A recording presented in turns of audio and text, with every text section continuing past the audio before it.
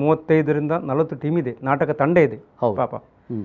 ನೋಡಿ ಅವ್ರು ಏನು ಮಾಡ್ತಾರೆ ಅಂತ ಹೇಳಿದರೆ, ರಾತ್ರಿ ನಾಟಕ ಹೋಗ್ತಾರೆ, ಈ ಬೆಳಿಗ್ಗೆ ಬಂದು ಬೇರೆ ಕೆಲಸ ಮಾಡೋದಿಲ್ಲ ಅವರು.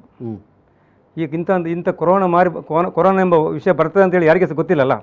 ಈಗ ಹೋದ ಸಾರಿ ಬಂತು, ಈಗ ಹೋದ ಸಾರಿ ಕೆಲವರು ಸಾಧಾರಣ ಜನರು ಡೈವರ್ಟ್ ಆಗಿದ್ದಾರೆ. ಯಾವುದು ಚಿಕ್ಕ ಕೆಲವೊಂದು ನಮ್ದು ಯಾರು ಒಂದು ಶೋಭಾ ಶೆಟ್ಟಿ ಅಂತೇಳಿ ಮೀನು ಮಾರ್ತಾ ಇದ್ದಾರೆ, ಒಬ್ಬರು ಕಾಪಿಕಾ ಟೀಮ್ನವರಲ್ಲಿ ಒಬ್ಬರು ಬೇಕರಿ ಮಾಡಿದ್ದಾರೆ, ಕೆಲವರು ಎಂತ ಏನಲ್ಲ ಒಂದೊಂದೊಂದೊಂದು ಚಿಕ್ಕ ಮಾಡ್ತಾ ಇದ್ದಾರೆ.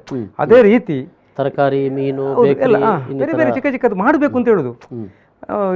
ಎಷ್ಟು ಸಮಯ ನಾವು ಇನ್ನೊಬ್ಬರ ಹತ್ರ ಕೈ ಚಾಚುದು, ಅದು ಇನ್ನೊಬ್ಬರ ಹತ್ರ ಕೇಳುದು, ಮತ್ತೆ ನಮ್ಮ ತಂಡದ ಮುಖ್ಯಸ್ಥರು ಕೊಡ್ತಾ ಇಲ್ಲ ಅಂತ ಹೇಳುದು, ನಮಗೆ ಯಾವಾಗಲೂ ಕೊಡಬೇಕು ಅಂತ ಹೇಳುದು. ಮತ್ತೆ ಅದೇ ರೀತಿ ಮುಖ್ಯಸ್ಥರು ಸಹ, ಟೀಮ್ನ ಮುಖ್ಯಸ್ಥರು ಸಹ ಅವರಿಗೆ ಬೇಕಾದದು PF ಅದು ಇದೆಲ್ಲ ಅವರಿಗೆ ಬೇಕಾದ ಏನಾದೊಂದು ವ್ಯವಸ್ಥೆ, ಇನ್ಸೂರೆನ್ಸ್ ಇಂಥದ್ದೆಲ್ಲ ಮಾಡಬೇಕು. ಬಟ್ ಅದರ ವಿಷಯ ಮಾತ್ರ ಅವ್ರು ಹೇಳ್ತಾರೆ, ಅವರಿಗೆ ಕೊಡುವ ಸಂಬಳವೇ ನಮಗೆ ಸಾಕು, ಇದೆಲ್ಲ PF ಬೇಡ ಅಂತ ಇವರೇ ಹೇಳ್ತಾ ಇದ್ದಾರೆ, ಯಾರು ಕಲಾವಿದರು ಹೇಳ್ತಾ ಇದ್ದಾರೆ. ಆಗಿರುವಾಗ ಅವರೇನು ಮಾಡ್ಲಿಕ್ಕೆ ಆಗ್ತದೆ? ಸರಿ ಸರಿ, ನಮಗೆ ಸಂಬಳ ಅಂದ್ರೆ ಕಂಪ್ಲೀಟ್ ಆದಂತ ಹಣ ನಮಗೆ ಕೊಡಿ. PF ಅಂದ್ರೆ ಸ್ವಲ್ಪ ಕಟ್ ಮಾಡಿ, PF ಅಂದ್ರೆ ಸ್ವಲ್ಪ 1% ಸ್ವಲ್ಪ ಪರ್ಸೆಂಟ್ ಕಟ್ ಮಾಡಿ ಅವರು ಹಾಕಿ ಮಾಡುದು, ಅದು ಅವರಿಗೆ ಬೇಡ.